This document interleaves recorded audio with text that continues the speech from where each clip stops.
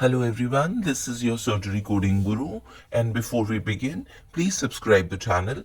Today we are going to learn about the CPT and ICD coding of a mass. A mass can be a skin mass or it can be a deeper mass, a soft tissue mass.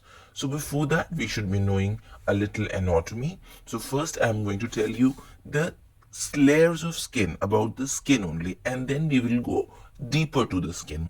So first, the skin which we see, which we can feel and touch and see, that is called as the epidermis, the one showing in the diagram.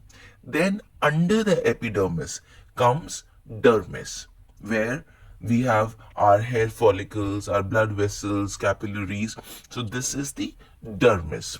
Then comes subcutaneous tissue. The subcutaneous tissue is also called as hypodermis. This is the fatty part of our skin. So that is why it is given yellow in color. Anything which is below the dermis is called as subdermal also. Okay, sub word means under, so subdermal. Now let's dive in a little deeper.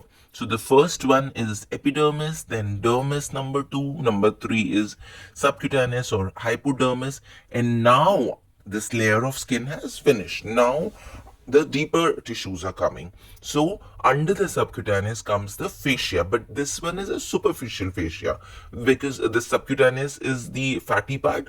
So it is the one which separates the fatty part from the muscle. Okay, so it is the superficial fascia. Then comes the deep fascia. Then comes muscle. The sixth number, red part, is muscle. Then under muscle, I told sub means under. So anything which is under the muscle is submuscular. So seventh is submuscular, and then eighth is the tendon. Okay. See, you must have heard a tendon connects muscle to the bone. So see, there is muscle on the sixth number, and then submuscular layer and the tendon. That means a tendon which connects muscle to the bone. Now, because under the tendon would be bone. Okay, so our fibrous tissue which connects a muscle to the bone. Now let's read an op note. Okay, so now as I told you that a mass can be a skin mass or a deeper mass. Like it can be a subcutaneous mass, it can be a subfacial mass, it can be a submuscular mass. So depending upon where the mass is, what is the pathology of the mass, we code CPT accordingly. If it is a skin mass, we code it from the skin section, that is the integumentary section. If it is a deeper mass, and then we code it through the musculoskeletal system. Now see, this is our diagnosis. Surgeon has given that there is a 7 centimeter right back subcutaneous mass. As of now, what is he saying? It is a subcutaneous mass. So what will we think? That it is it can be a deeper mass. Okay, now he is claiming that he is doing excision, yani ki he is taking out the mass from the subcutaneous tissue, and then he is doing intermediate layered local advancement flap closure, wherever he will excise. So from there he will of course he will sew it back also. He will close the uh, defect which has been formed because of the excision. And see, here in such cases size is very important. If size is not given, then we cannot be able to code whether it is from skin section or musculoskeletal section.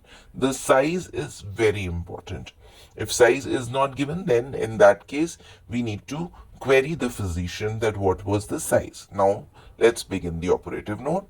An elliptical incision was created in a transverse orientation, 7 centimeter in length and 2.5 centimeter in width. See, generally when it is an elliptical incision, generally it is a skin mass if it is an elliptical incision, and the size given 7 by 2.5, so the bigger one is considered. So 7 centimeter would be considered. Okay, now let's see what is happening next. So as he is writing that to remove abnormally thin skin directly overlying the mass. So where the doctor can see the mass, at that point there is an abnormal, of course, these abnormal skin, the layer of skin is there. So he removed that abnormal skin. Now, upon reaching the subcutaneous tissue, a shiny cyst capsule consistent with a very large and complex sebaceous cyst was identified. Now, when the skin was removed, so the basically the epidermis and the dermis was removed. He reached till the subcutaneous tissue, and there he found a shiny cyst capsule consistent with a very large and complex sebaceous cyst. Now, always remember that if the surgeon uses the word consistent, you cannot consider it a diagnosis. You cannot quote the ICD of that particular diagnosis. Consistent means right now it is not definitive diagnosis. The surgeon does not know whether it is sebaceous or not. Okay. The cyst capsule was completely excised with a very small amount of subcutaneous fat continuing circumferentially until it was completely excised. So the surgeon saw the sebaceous cyst, so-called sebaceous cyst, and he removed it completely with the subcutaneous, little subcutaneous fat also. Of course, it is in the subcutaneous area, so he will be clearing properly. So he excised the mass plus the subcutaneous fat. Now, as of now, once he is saying it is sebaceous cyst. Sebaceous cyst is a skin cyst. It is, but on the other hand, it is subcutaneous. Now, let's see. Then the cyst capsule was adherent to the fascia. The cyst was adherent to the fascia as well. Okay, under the subcutaneous we had fascia, so it stuck to the fascia as well. Lateral specimen was sharply excised from this and completely removed with its overlying skin. So completely through the fascia also it has been removed, and then sent off the field as a specimen for pathology. Now the surgeon has sent it for pathology because there only the definitive diagnosis will be given. Now he's telling that he is doing intermediate closure, local advancement flap closure. Now this is so confusing. Once he is saying intermediate layered closure, and on the other hand he is saying advancement flap closure. Now we will see which one is it. Is it layered closure or advancement flap closure? Now let's see, because we have two. We have CPT for layered closure and we have CPT for advancement flap closure, right? Now see, subcutaneous flaps were raised because from the subcutaneous area the cyst was removed, and then subcutaneous flaps were raised. Flaps were raised and flaps were brought together in the midline, closing the dead space. So the flaps were picked up and brought near and closed. So basically, it is not advancement flap. In advancement flap, an extra incision is given, and then that layer is picked up, rotated, or advanced.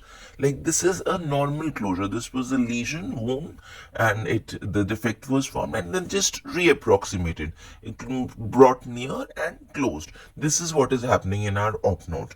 It is not advancement flap. In advancement flap, extra incision will be given, and then that part will be rotated or advanced, will brought near by extra, like in this video. See, this is the excised part, the defect.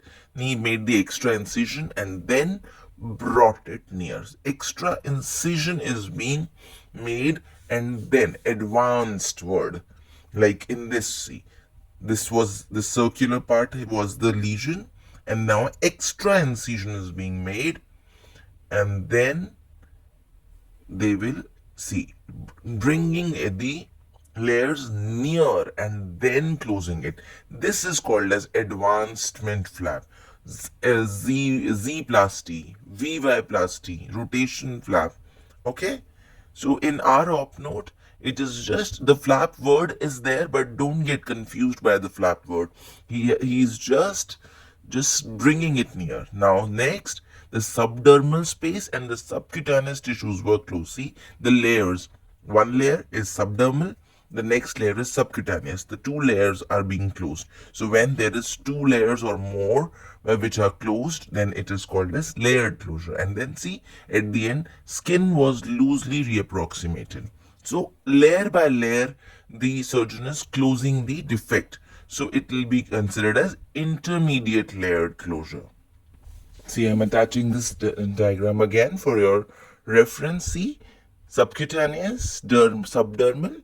So the subdermal space, the space below the dermis, and the subcutaneous, two layers are being closed, and then the skin is being reapproximated. So this is a layered closure. Now we will do its coding. So now, since we do not have definitive diagnosis, so we will wait for the pathology. Now, for example, in pathology, they say that it is sebaceous cyst. So we will be coding L72.3. If they say epidermal cyst, we will code L72.0.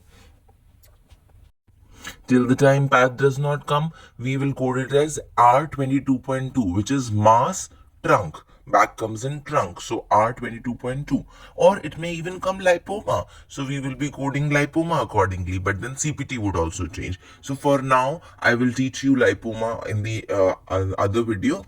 So for now, we will consider that it is a skin pathology and maybe sebaceous cyst or epidermal cyst. So accordingly, L72.3 or L72.0 would go.